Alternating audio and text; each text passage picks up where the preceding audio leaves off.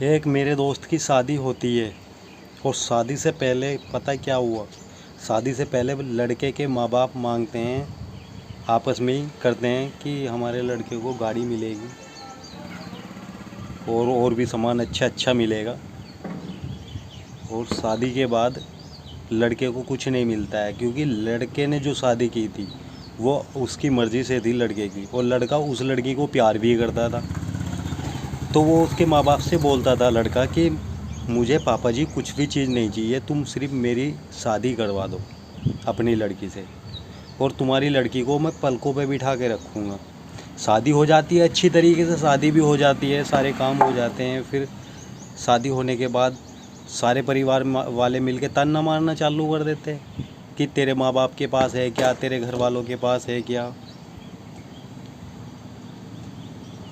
लड़की अच्छी पढ़ी लिखी होती है और लड़का भी अच्छी पोस्ट पे होता है, तो लड़का तो बाहर काम करता है, लड़की अपना घर में रहती है, माँ बाप उधर लड़की को परेशान करते हैं। और होता क्या है आगे, धीरे धीरे बच्चा भी हो जाता है। बच्चा होने के बाद लड़की को और ज़्यादा परेशान करने चालू कर देता है। उधर हस्बैंड कुछ भी नहीं सोचता है, उधर हस्बैंड कुछ भी नहीं सोचता है, जो उसके माँ बाप कहते हैं वो सब चीज़ सही होता है।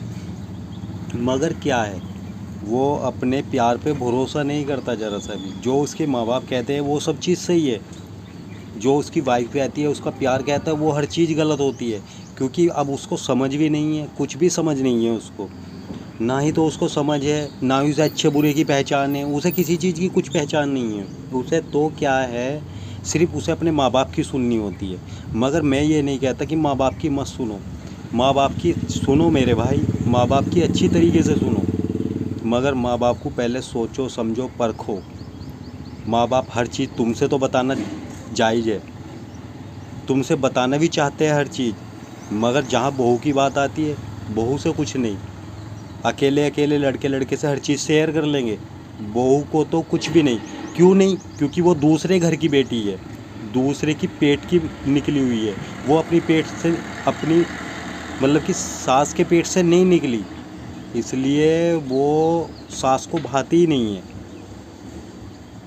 100 में से एक आध होती है जो सास को भाती है और सास को अच्छी लगती है, क्योंकि उस सास को ही लगती है अच्छी जो अपनी बेटी को मतलब कि बेटी की तरह समझ के चलता है, और अपनी बहू को अपनी बेटी की तरह सोचता है।